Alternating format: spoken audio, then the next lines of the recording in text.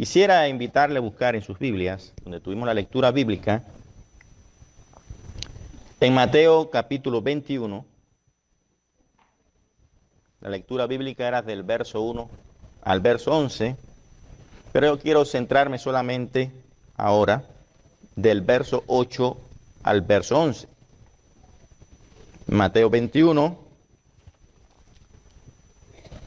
verso 8 en adelante dice: y la multitud, que era muy numerosa, tendía sus mantos en el camino, y otros cortaban rama de los árboles y la tendían en el camino. Y la gente que iba delante y la que iba detrás aclamaba diciendo: Hosanna al Hijo de David, bendito el que viene en el nombre del Señor, Hosanna en las alturas. Cuando entró él en Jerusalén, toda la ciudad se conmovió diciendo: ¿quién es este? Y la gente decía: este es Jesús el profeta de Nazaret de Galilea. Oremos. Señor, te adoramos, te bendecimos una vez más y te damos loor y gloria a tu nombre, pues tu nombre es sobre todo nombre. Te damos gracias, Padre, porque hoy podemos reunirnos y celebrar, Dios mío, tu persona. Podemos celebrar, Dios mío, no solamente tu entrada, sino tu victoria, Dios. Y queremos, Padre, que a través de la predicación de tu palabra, Señor, me estés usando con autoridad y poder para que tu palabra sea la que esté llegando a lo más íntimo del corazón de aquellos que no te conocen y también de tu iglesia. En tus manos nos ponemos y esperamos tu bendición. Decimos amén. Quisiera que por un momento imagináramos que vamos a ir a ver una película. Una película que ha sido muy anunciada, una película que la ciudad está llena de pancartas, los anuncios lo llenan todo, y usted y yo estamos deseosos de ver al protagonista de esa película. No ha pasado todo el mes, todo el año hablando de ese evento y nosotros queremos ir. Pagamos la entrada, vamos a ver a ese protagonista, vamos a ver a las escenas que estimulaban ver esa película, cuando de repente ocurre algo. El protagonista principal casi no aparece en escena. Este protagonista apenas habla algunas palabras. Los personajes secundarios empiezan a tener el control y a desviar la historia. Salimos de ver la película y nos hacemos una pregunta. Bueno, ¿qué ha pasado? Esta no es la película que me contaron. Esto no fue lo que yo vine a ver. Y sabemos, cuando hablamos de un protagonista, el protagonista es la persona que la historia, la trama, gira ¿qué? Alrededor de él. Cada decisión que se toma en la película, él la toma. Y cada escena toma sentido cuando este protagonista aparece. Vamos a volver ahora a la entrada triunfal.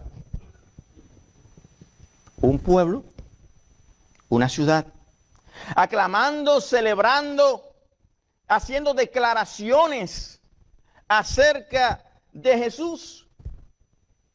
Todo el pueblo estaba conmovido.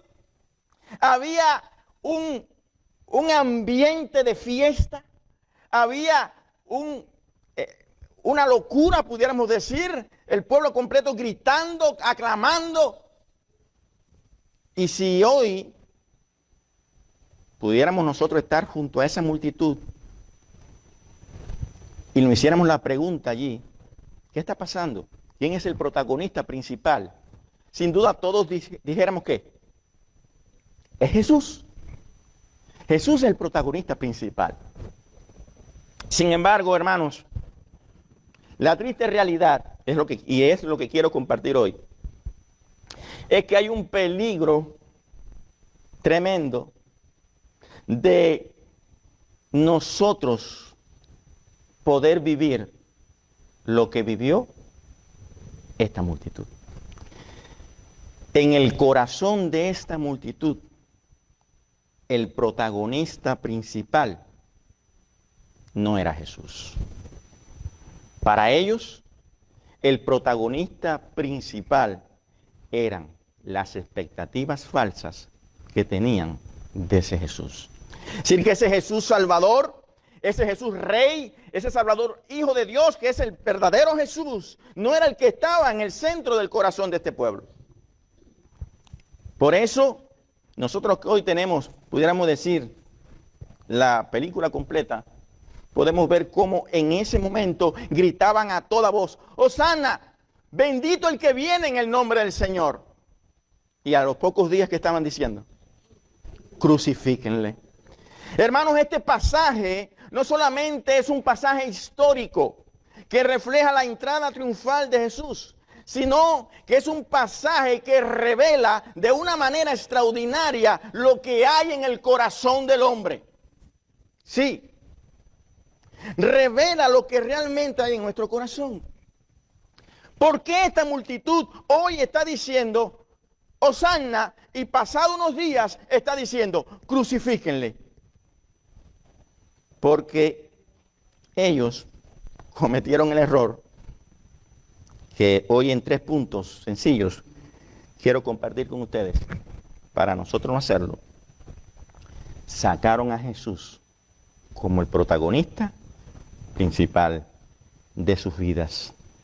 ¿Qué pasa? Y esto me lleva a la pregunta. ¿Qué estoy viviendo? La película de mi vida.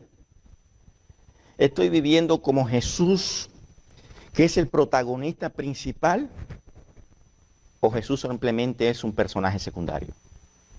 Por lo que hoy he titulado el sermón de esta tarde, Cuando Jesús no tiene el protagonismo. ¿Qué sucede? ¿Qué pasa? ¿Cuáles son los peligros? ¿Qué le pasó a esta gente cuando Jesús no es el protagonista? En primer lugar, mis hermanos, quisiera decir que cuando Jesús no es el protagonista, intentamos que Él encaje en nuestra historia en lugar de rendirnos a la suya. Voy a repetir eso. Cuando Jesús no es el protagonista de nuestras vidas, y era lo que pasaba a estas personas, que gritaban y cambiaron de opinión rápido, es que nosotros intentamos que Él encaje en nuestra historia en lugar de nosotros rendirnos a la suya.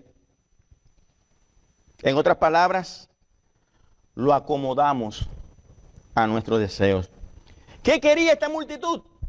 Bueno, sabemos a través de la historia bíblica y de las predicaciones que hemos venido escuchando todos estos años, que estas personas querían que Jesús fuera un libertador. ¿De qué índole? Político. Jesús prometía salvación, pero lo que ellos esperaban de Jesús es que fueran liberados políticamente. Querían un libertador político, no un salvador de pecados. Hermanos, cuando Jesús no es el protagonista, lo adaptamos a nuestra agenda. Y a mí me da pena decirlo, pero yo muchas veces he estado ahí. Muchas veces he tratado de que Jesús se mueva en mi tiempo, en mi momento, a mi modo. Y estoy seguro que muchos aquí en algunos momentos también lo han hecho. Esta multitud quería que lo liberara. ¿Cuántas veces podemos nosotros decir que le decimos al Señor, Señor, yo quiero esto ahora? Es ahora. Señor, yo te pido que esto se haga de esta manera. Señor, yo quiero que tú abras esta puerta y cierra esta. Y hacemos del Señor, ¿qué cosa? El genio de la lámpara y nosotros el Señor de la lámpara. Pero no es así. Cuando hacemos estas cosas y tratamos de acomodar a Jesús, que era lo que hacía esta multitud, acomodarlo a sus intereses personales, empezamos a crearnos expectativas falsas acerca de ese Jesús. Bueno, como yo trato de acomodarlo, yo empiezo a crearme expectativas porque empiezo a esperar de él que él actúe como yo quiero que pasen las cosas. Y entonces humanizamos un poco a Dios y creemos que él actúa y tiene que actuar como nosotros pensamos. Al final, ¿qué pasa? Al final nos decepcionamos, nos frustramos como aquella multitud porque no responde a nuestras expectativas. ¿Cuál era la expectativa falsa de este pueblo? Bueno, ellos conocían a Jesús, o parte de la historia de lo que vino a ser Jesús. ¿Por qué digo esto? Porque quizás las expectativas de muchos de los que estaban allí, en aquella entrada, en aquel desfile, en aquella exclamación de alegría del pueblo y de victoria, muchos dijeron, este es el candidato perfecto. Con él, la logística está ¿qué? Garantizada. Puede con unos panes y unos peces hacer ¿qué? Comida. No vamos a pasar hambre con él. Ese es el hombre que necesitamos. Pero si hay algún enfermo, ¿qué hace? Lo sana. Hasta la suegra. Le sanó a la suegra a Pedro. Si hay algún enfermo, lo sana. Y si alguno muriere, tiene poder y autoridad ¿para qué? Para resucitarlo. Entonces, este es el hombre. Si usáramos un lenguaje hoy de los jovencitos, dijeran, ese es el tanque. Ese es el hombre. Ese es lo que no hace falta. Entonces empiezan a crearse expectativas falsas, empiezan a esperar promesas que no se han hecho y entonces se frustran. Buscaba este pueblo la gloria sin la cruz. Querían un reino, pero no sacrificio. Querían un trono, pero no el proceso. Hermanos, y cuando Jesús no cumple nuestras expectativas, lo bajamos del trono del corazón y terminamos rechazando lo que no entendemos. Muchas veces, déjeme decirle, nosotros rechazamos a Jesús no por maldad, sino por falta de entendimiento. No entendemos por qué tarda. No entendemos por qué permite el proceso. No entendemos por qué la cruz ante la corona. Y lo que no entendemos, ¿qué hacemos con ello? Lo cuestionamos. Y lo que cuestionamos, lo resistimos. Tal vez, en esta tarde, aquí en esta congregación, y algunos que nos puedan ver, no entiendan por qué están pasando por lo que están pasando. No entiendan por qué Dios no respondió como esperaban. Quizás no entiendan el proceso que están viviendo. En lugar de confiar en Jesús, se alejan. Pero escúcheme bien, iglesia. Y escúcheme bien, amigos, si hay alguno acá en esta tarde. Lo que no entiendas no significa que no tenga propósito. La cruz parecía el final, pero era el comienzo. ¿Cuántos dicen amén? Lo que la multitud vio como un fracaso, Dios lo estaba usando como salvación. Amigo, no necesitas entender cada detalle para entregarle tu corazón a Jesús.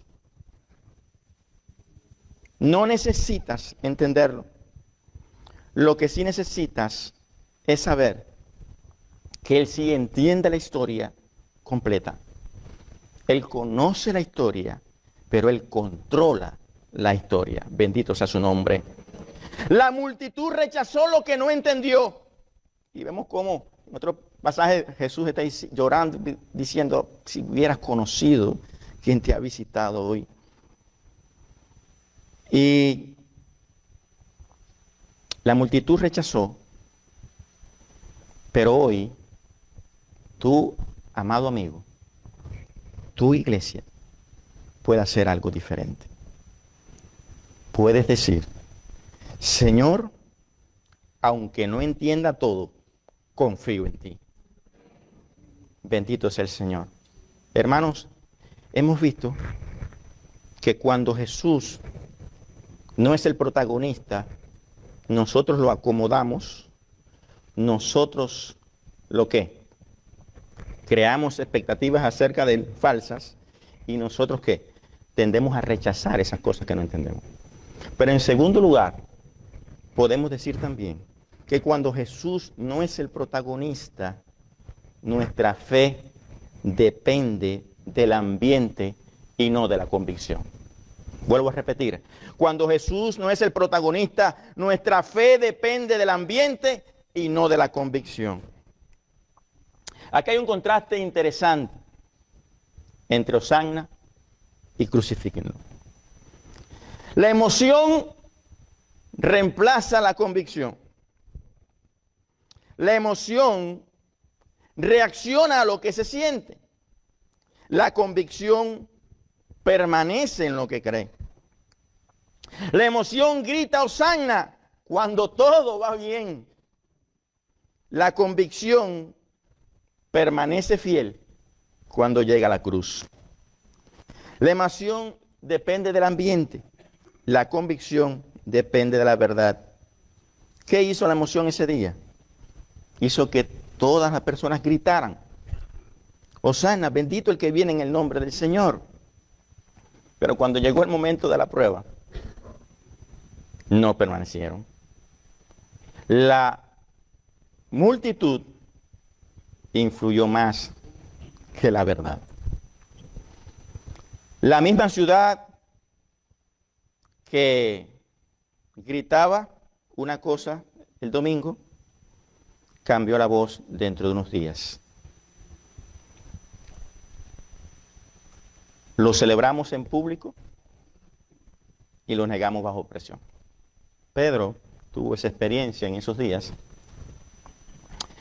Y hermanos, déjenme decirle que es fácil exaltar a Jesús cuando todo el mundo, ¿qué? Cuando todo el mundo lo hace. Es fácil aquí hoy, reunidos, exaltar a Jesús. Pero cuando vienen las pruebas, ahí hay que echar garra, ¿qué? A la convicción. Quiero explicarlo de otra manera. Imaginemos un edificio en llamas. La alarma suena, el humo comienza a llenar los pasillos. Las personas entran en pánico, sienten miedo, corren hacia la puerta, pero cuando ve el humo denso, retrocede. El calor las asusta. La intensidad del momento lo paraliza. Su decisión depende de lo que siente. Ustedes, dos personas en un edificio y la emoción lo paralizó. Pero la segunda persona también siente miedo. También escucha el crujir del fuego. También ve el humo. Pero recuerda algo. Su hijo está en la habitación del fondo. No importa cuánto arda el pasillo. No importa cuánto queme el calor. No importa cuánto tiemble el edificio. Avanza. No porque no tenga emoción, sino porque su convicción es mayor que su emoción. El amor y la certeza de lo que se debe hacer superan el miedo que está sintiendo. Hermano, la emoción depende de lo que se siente. La convicción depende de lo que se sabe. La emoción dice, ya esto no se siente bien. La convicción dice, aunque no se sienta bien, es lo correcto. La emoción huye cuando arde. La convicción atraviesa el fuego. Estas personas estaban tan emocionadas, había tanto frenetismo, que aunque estaban diciendo cosas que eran verdaderas, estas personas no creían lo que estaban diciendo. Hermanos, y damos gracias al Señor que nosotros hoy, que podemos como esa multitud dar voces de alegría y de alabanza, pero nosotros sí teniendo a Jesucristo como el protagonista de nuestras vidas, podemos decir, mi hermano, que nuestra fe no depende de la multitud. Nuestra fe depende de la verdad. Y la verdad es Cristo. Bendito sea el Señor. Cuando Jesús, en tercer lugar, no es el protagonista, no solamente yo lo acomodo a mí, no solamente la emoción, el lugar, la multitud le hace fuerza a mi fe, sino que también es inconsistente entre lo que yo digo y lo que yo vivo. Veamos algunas de las declaraciones de esta multitud. En el verso 9, ¿qué dice? Y la gente que iba delante y que iba detrás aclamaba diciendo, Hosanna. ¿Qué quiere decir Hosanna? Salvador. Es decir, estaban diciendo, eres el Salvador, sálvanos. ¿Qué decían? Al Hijo de David. Estaban reconociendo ¿qué cosa? Descendencia mesiánica. Bendito el que viene en el nombre del Señor. ¿Qué reconocían? Autoridad divina.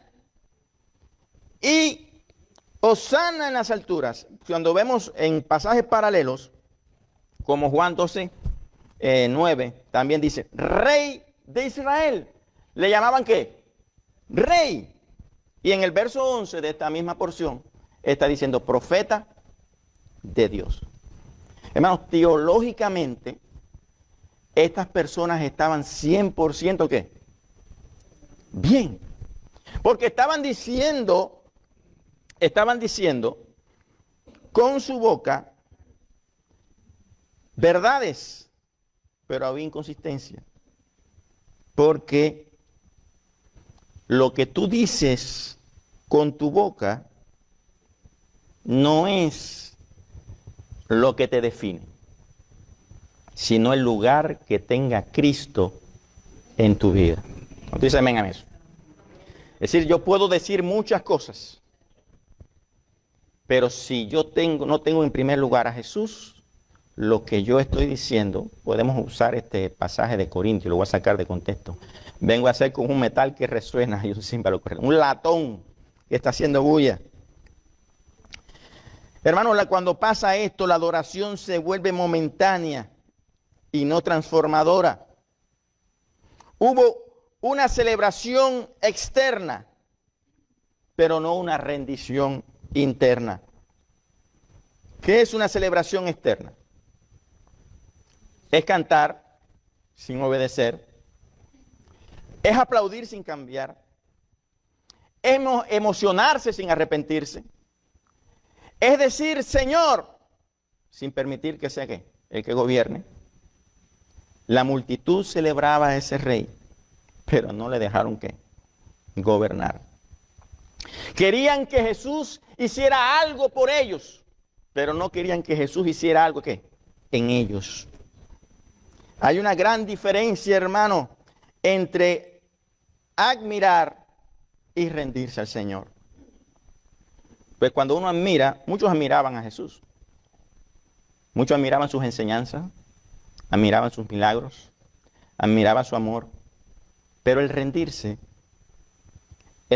significa dejar el pecado, soltar el orgullo, entregar el control, aceptar su voluntad, aunque no la entienda.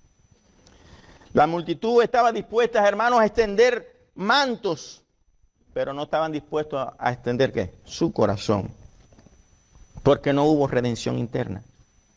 Porque la rendición interna, hermanos, cuesta. Sin embargo, el celebrar no cuesta mucho. El celebrar grita Hosanna. El rendirse grita, hágase tu voluntad. Y muchos hoy en día quieren emoción sin transformación. Hoy también puede haber celebración externa. Podemos hacer muchas cosas, levantar las manos, cantar, incluso hasta predicar. Pero nuestra fe, hermanos, podemos hacer todas estas cosas. Pero hay una pregunta interesante que debemos hacernos. ¿Ha cambiado Jesús mi carácter? ¿Ha cambiado Jesús mi forma de hablar? ¿Ha cambiado mi manera de vivir? Hermano, porque si no hay redención interna, la celebración externa es solo ruido. Concluyo diciendo que hoy Jesús está al frente de ti hoy. A ti, iglesia, que me escucha, y amigo que me escucha. Hoy, tal vez tú has escuchado en la iglesia o en la familia de Jesús, pero nunca le has dejado ser el rey de tu vida. Dios no quiere ser un invitado. Dios quiere ser el protagonista. No esperes otro día. Hoy es tu entrada triunfal, personal.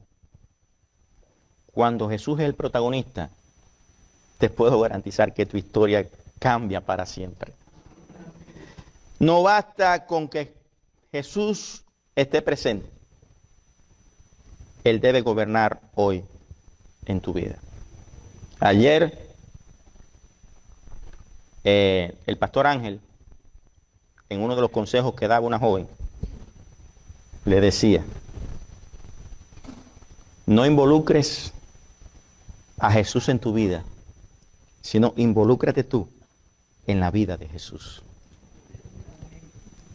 Jesús quiere ser el centro de tu vida. Si quieres vida verdadera, quieres amor que no falla, paz que no depende de las circunstancias, déjale gobernar. Es la hora de tomar una decisión. Si quieres dejar de vivir solo para ti, si quieres que tu historia tenga un propósito eterno, si quieres que Jesús sea tu Salvador y Señor. Aquella multitud gritó Hosanna y pocos días después cayó ante la cruz. Pero hoy no estamos en Jerusalén y no tenemos palmas en las manos, pero sí tenemos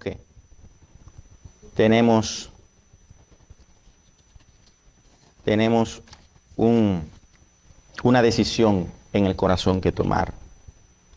Cuando Jesús es el protagonista, mi amigo, Él dirige, Él corrige, Él transforma, Él decide el rumbo.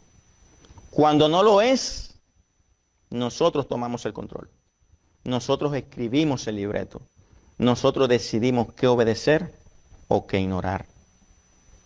No quiere tus palmas solamente, quiere tu rendición. No quiere emoción momentánea, quiere señorío permanente.